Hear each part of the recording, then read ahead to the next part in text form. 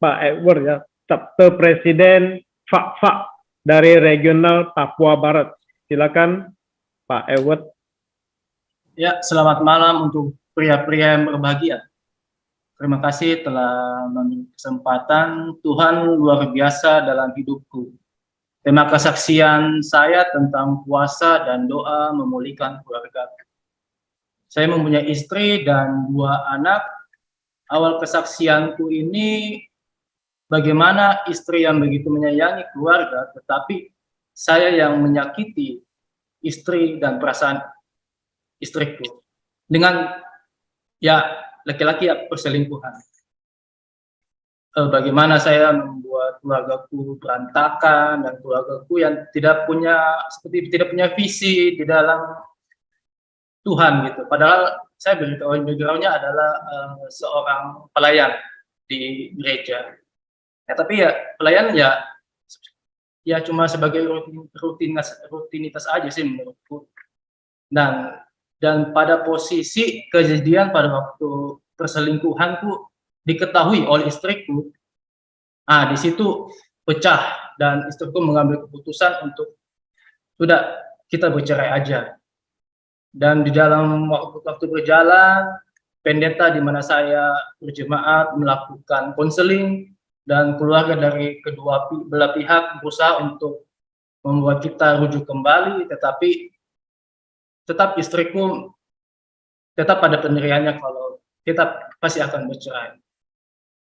Nah, dan keluarga papanya berusaha mau datang, kan papanya dari Makassar mau datang menjemput istri dan anak-anakku, tetapi masih ditahan oleh mamanya karena menganggap kalau kita masih bisa rujuk kembali dan sambil menunggu anakku juga posisinya waktu itu lagi mau ujian kenaikan kelas. Nah, istriku malah menyuruhku kalau udah kamu keluar aja dari rumah, tinggal aja di rumah papa gitu. Nah, tetapi dari dalam hatiku ya aku nggak mau gitu loh. Jadi seperti ya istri dan anakku yang tanggung jawab aku, jadi nggak mungkin aku tinggalin mereka sih. Selama beberapa hari ya aku berusaha untuk bujuk, tetapi ya tetap ya istriku tetap pada pendiriannya. Sampai di waktu istriku mencari pengacara untuk mengurus sampai mau ke pengadilan. Nah, di situ ya istilahnya ya kita sebagai pria ya saya laki-laki, saya menganggap saya masih bisa dengan kemampuanku gitu loh. Tapi ya di suatu saat, di suatu titik ya aku nggak bisa bikin apa-apa lagi, aku udah pasrah, maksudnya ya ini kemampuanku udah maksimal, ya udah nggak bisa apa-apa lagi, dan hanya bisa lihat keluargaku yang di ujung tanduk yang akan berantakan kalau misalnya udah sampai ke posisi pengadilan. Nah, di situ aku diingatkan sama Tuhan. Dibilang gini, kamu tahu nggak? Kamu itu salah. Sekarang kamu ambil doa dan puasa. Sebagai manusia biasa sih ya, saya kalau puasa dari malam hingga siang atau sore, ya mungkin ya udahlah jam 12 siang kita buka aja deh gitu. Karena mungkin ya nggak kuat. Tetapi di situ saya diingatkan, ayo kamu bayar harga. Nah, di situ ya saya ambil keputusan untuk doa dan puasa dan baca firman Tuhan. Dan dalam hatiku ya aku mau keluargaku dipulihkan dan istriku ya mencabut keputusannya untuk bercerai. Dan memang udah tidak ada jalan lagi sih. Tetapi ya kadang kalau kita memakai pemikiran kita dan kemampuan kita, emang sudah tidak ada pengharapan lagi. Nah, di situ Tuhan menunjukkan kuasanya. Aku puasa Esther, di mana ya puasa ya 3 hari tidak makan, tidak minum. Ya selama puasa ya saya hanya bisa berdoa, baca firman dan menyembah aja sih. Nah, pada waktu hari ketiga, pada waktu saya mau buka puasa, saya masuk kamar nyanyi, menyembah, berdoa, berlutut, mengangkat tangan, dan menangis dan berdoa. Tuhan, ya aku bukan siapa-siapa. Aku tahu aku salah, aku minta ampun. Aku ini milikmu, keluargaku ini milikmu. Aku serahkan keluargaku dalam tanganmu, aku berserah sepenuhnya dalam tanganmu. Aku sudah tidak bisa berbuat apa-apa lagi, Tuhan. Ya, selain serahkan setiap pergumulanku di dalam tanganmu. Nah, di situ pada waktu itu seperti jawaban Tuhan ada. Saya cuma diingatkan ada 3 kata, yaitu kamu percaya, yakini, imani. Nah, dan saya aminkan 3 kata itu yang saya dapatin di doa saya waktu pas saya mau buka puasa. Dan damai sejahtera turun atasku, bebanku seperti terangkat, dan ya seperti hilang. Dia punya bebannya hilang, dan ya pada waktu kita mengangkat tangan dan berserah sama Tuhan, ya Tuhan yang akan turun tangan untuk melakukan segala yang ya luar biasa yang terjadi gitu. Yang luar biasanya Tuhan langsung menjawab doaku. Anak laki-lakiku yang nggak tahu apa-apa datang menghampiri diriku. Dia bilang, "Papi, saya mau tinggal dengan Papi. Meme kan anak panggilan perempuanku. Meme juga mau tinggal dengan Papi." Ya, karena pada dasarnya istriku ya tidak bisa jauh dari anak-anak, dan dan anak-anakku bilang dia nggak mau pulang ke Makassar. Dia juga bilang ke keluargaku, anakku dia bilang ke keluargaku dia nggak mau pulang ke Makassar. Dia bilang ke guru lesnya juga nggak mau ke Makassar. Nah, sehingga istriku menjadi berbalik arah. Jadi pada waktu saya mengangkat tangan, Tuhan yang bekerja. Jadi istriku yang malah bergumul di dalam keputusannya yang mau bercerai. Nah, dan akhirnya waktu berjalan, istri mengambil keputusan dan dia memberikan kesempatan untuk tidak bercerai, dan luar biasanya ya terjadi pemulihan dalam hubungan suami istri dan anak-anak. Nah, dan setelah mendapatkan pemulihan dalam keluarga, di situ ya saya mendapatkan visi dari misi dan dari Tuhan, yaitu kita disatukan visi, yaitu kita diberkati untuk memberkati. Ya, dan ya jadi kita anggap itu kita punya usaha itu ya Tuhan sebagai pengelola, kita sebagai pengelola ya, punya apapun yang di dunia ini ya kita hanya sebagai pengelola aja. Jadi ya apapun itu ya kita jalani saja, dan sekarang kita jalan satu keluarga, satu visi untuk usaha dan pekerjaan Tuhan ya. Dan pada waktu ya kita kehilangan pengharapan dan seperti tidak ada jalan, masih ada Tuhan yang sebagai pengharapan. Karena tadi disangka-sangka ya aku anggap sih anakku yang umur 7 tahun tidak tahu apa-apa, ya Tuhan pakai untuk memulihkan keluarga. Ya semoga bisa menjadi kesaksian dan berkat untuk bagi saudara-saudara. Ya, terima kasih Pak Ewek, luar biasa.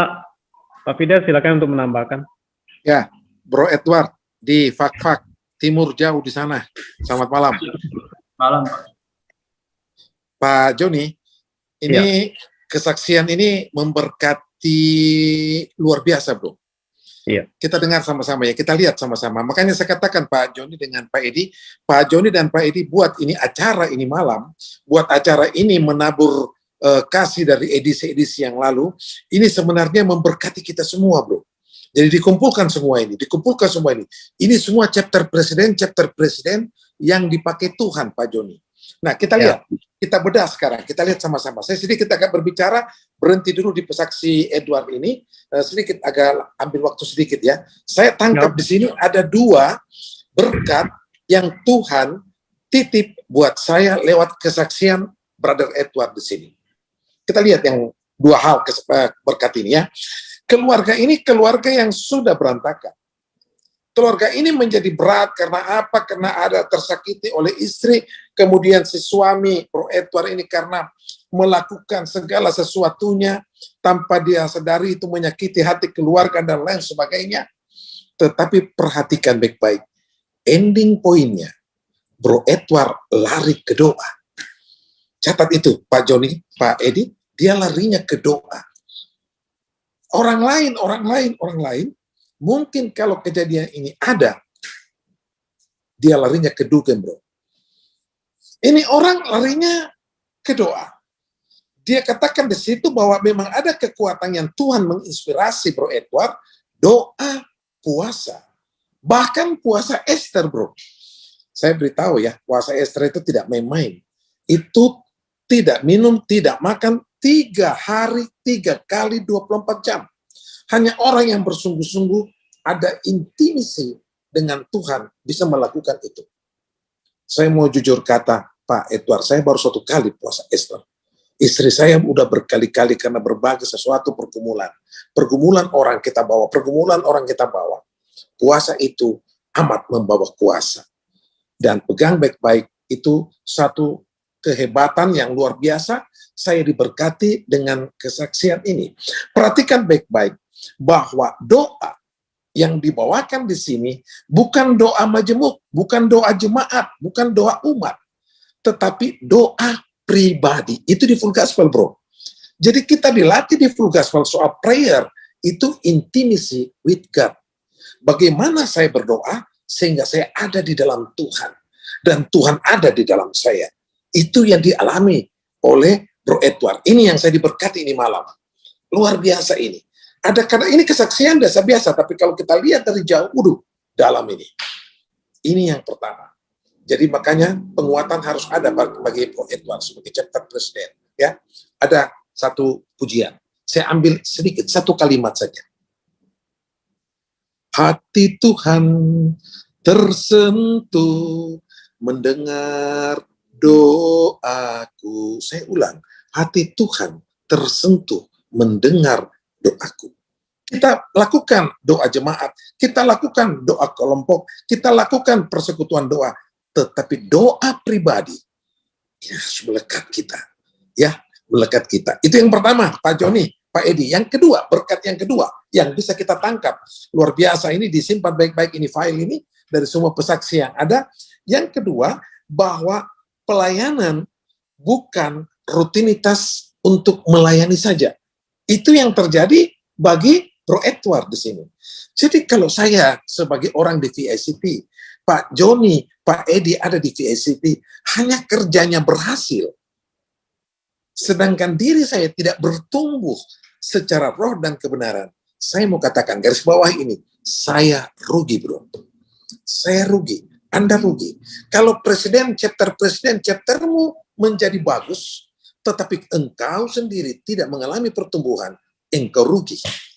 Nah, ini Pak Joni. 2 catatan ini luar biasa, ini berkat dari jauh-jauh, dari mana dia ini? Dari fak-fak ini, ya, kembangkan terus chapternya, bertumbuh terus, dan Tuhan mau lihat jiwa-jiwa yang dibawa hidup dalam perkemenangan. Terima kasih Pak Joni, Pak Edi.